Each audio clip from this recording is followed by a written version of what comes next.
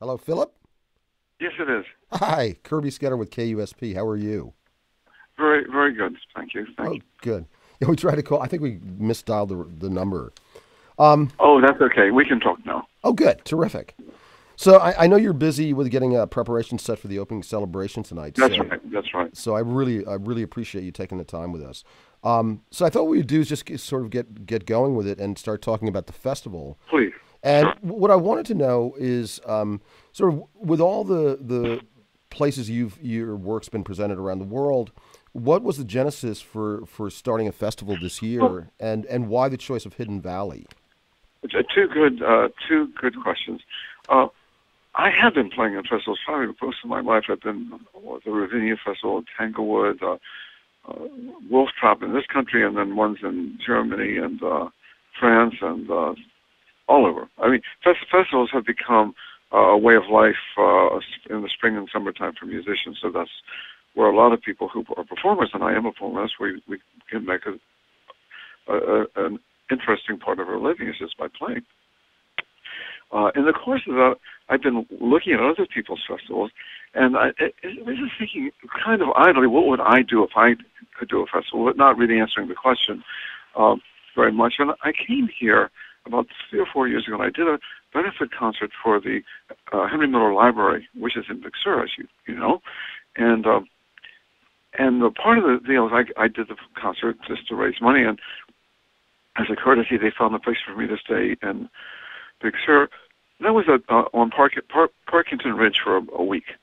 And I said, this is really great. I had been to Big Sur many years before, maybe in my 20s. And I, it had not changed. It was as beautiful as it ever was, and maybe more so because at my present age, I could appreciate it in a different way. And and I began thinking about the two ideas started to come together, doing a festival and maybe doing it here. And then I spent a year or so just traveling back and forth, looking at places, and I made friends here, and we began talking about where we could play. And somewhere along the way, someone said to me, "Well, Peter Merkel has this place in the Hidden Valley, and it's in Carmel, which is only 20 miles from Big Sur." And uh, I had already talked to Magnus Thorin, who was the director of the Big Sur Library, the Henry Miller Library, and he had said that I could always play there when I wanted to. And then I went to Peter Merkel and saw his place, which is called the Hidden Valley Music Seminars, which it has been a performance place, but it's also been a teaching place. And it was perfect. It had dormitories for up to 20 people. It had a kitchen and a dining room. It had a beautiful theater, parking space, no problems with getting permits for anything. Everything was in place. And Peter and I got along immediately, and he liked the idea of our coming, and we looked at the calendar, and by God, it fit just right. I mean, this festival starts after Cabrillo is over and before Monterey Jazz begins, so we had this little window where we could come and do something that nobody else was really doing, because this is basically it's the intermediate festival. The music is chamber music. It's music, dance, theater, film, and poetry. Um, uh, why those things? Well, these are the things I've been doing professionally all my life. I've been writing for all these and participating and collaborating with people in these areas. Yeah, and it's interesting because looking through the schedule, the combination of dance, film, music, theater, and poetry, as you said, it seems very personal to you, to the work that you've done. Well, it is, and I've worked in all those areas, and in fact, I'll be in many. I'm part of almost.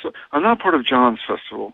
John Moran is he is the theater person. Though, though in one of the pieces he's doing, he talks about me, so I ended up doing that one too. But I've done a lot of dance work. I've done a lot of poetry work and film work, and um, uh, and I've worked in the theater as well, but not in none of that theater work won't be here this year. Now John Moran. Uh, and this is John Moran and his neighbor Sorry. They have a beautiful show that's just two people, and it's a beautiful imaginative piece. And the other thing you have to remember, this is we're not bankrolled. We don't have a big sugar daddy behind us who's taking care of everything. So this is basically, well, I'm doing a theater piece with two people, and it's a beautiful piece, and it's absolutely a theater. We're doing chamber music. My own ensemble will be at the Hollywood Bowl on August the 30th, and so we're coming back here, and we'll be doing at the Big Sur Library, at the Henry Merrill Library, we'll be doing the Dracula from 1932, the Bela Lugosi film with my ensemble, and then we'll be doing two retrospective concerts here in Carmel Valley. So I'm around a lot this time. I'm hoping next year to have other composers. It was a little hard to organize all of that in the first season, but there will be. I would like to have younger composers. I would like to have younger choreographers. I'm very open to all of these things, and I'm looking forward to being able to see this grow. Peter's very happy with us here. We're very happy to be here. He's a wonderful host. We feel totally at home here. The musicians are having a great time, and the spirit of the place is terrific. Yeah, it's absolutely gorgeous, and it's interesting given how rural and sort of bucolic the area is. You have this huge potential audience, as you know, from many of the other things you just mentioned earlier. I think that we can take a place in that if there's a kind of a panorama of different kinds of festivals around, jazz and Bach Festival and this and that.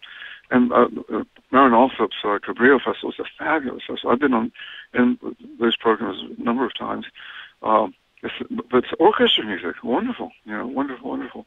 But we have something unique, and we can fit in. I think we will fit in very well with what's already here, and people have been very welcoming. I haven't felt there was some kind of a territorial. People being territorial about people that I've talked to have been very welcoming, and seeing that what we're doing is we have a unique. This festival has its own point of view, and it does have something to offer. And as you say, there are people here who enjoy this. Will enjoy this. Yeah, and it's interesting. I'm sort of curious why asking why the festival. I mean, it's a very ambitious thing to launch for anybody, but then to do it in so many disciplines. And I know many of these people you've worked with before. Yeah, I know them very well. I mean, because it's the world I live in, it doesn't seem hard to me. I already have people calling me about next year. Damien Wurtzel, who was the principal dancer of the City Ballet, now runs the Vail Dance Festival in Vail, Colorado. And he called and said, "Look, I hear you have a festival. I have a dance festival, which I know I played there." And he said, "Why don't we commission a piece together, and we'll do it here, and we'll do it at your festival." So that just happened, it just was a phone call. Someone called me. So probably next year I will be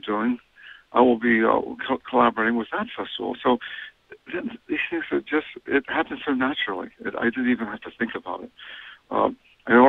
Another theater director I'd worked with many times said, "I hear you have a festival. Would you take a look at this piece?" And it's someone I've done many, many pieces with, Joanna Kalaitis. I'm very happy to work with her.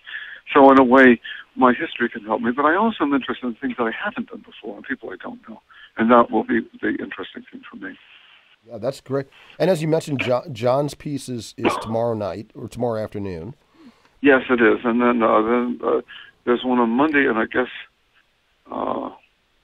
I think it's tonight. Is it? No, John Moran is not tonight. This is Friday. He's tomorrow at 2:30. And Saturday and Sunday, and then his next one is Tuesday night. He has 3 performances. Yeah, and 2 different pieces. And so, what are I'd like you to speak a little bit about some of the different things, because the schedule is really quite interesting. But one of the things I was talking to Jim about is the drive-in movie that you're doing. And oh yeah, that's really interesting. Well, it's probably Peter has a huge big parking lot. It's probably maybe 10 or 12 acres all by itself. And a film, of course, is something we all know that it's something that all of you are very interested in.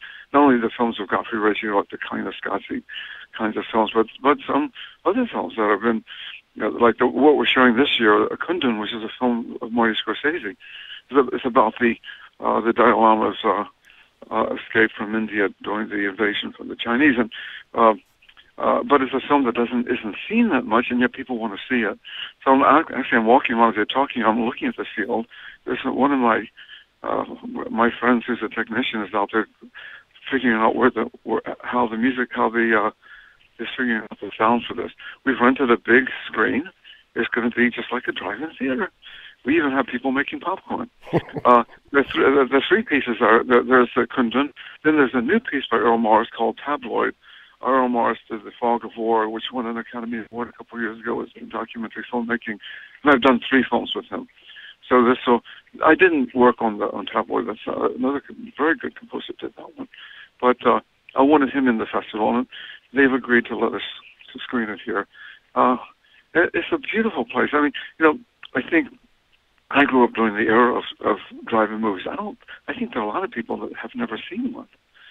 It was a whole kind of social kind of entertainment where you would go to the drive-in theater and you would sit in your car or sit on the hood of your car and watch the movie. Yeah, and most of them are gone. They're all gone. But now, but you can still rent these theaters. You can rent the screens. I mean, you can put this thing up. It's not very hard to do. So we rent the equipment. We have the space. And people are going to drive in, and they're going to park their cars, and we're going to show the movie. And then I heard that because of the Wi-Fi, you're going to have the sound come through people's radios in their car. Yeah, that's how that's going to be done. In the old days, if you might remember, you had a little speaker that was hooked up like to a tray that fit on your window, and that was okay. I mean, that's what we did then. Those are pretty clunky. They were pretty clumsy. I think things have improved in certain ways. Jim Woodard, who's our managing director, we think that in the future that the drive-in movies are going to be very popular. Yeah, I think it's a great idea, and of course, where you are is such a beautiful spot to do that.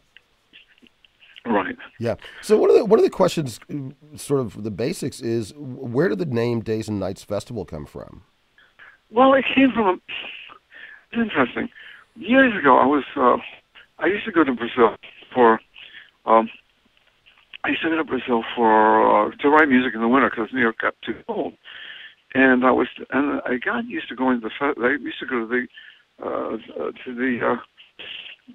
the festivals down there. The big one of we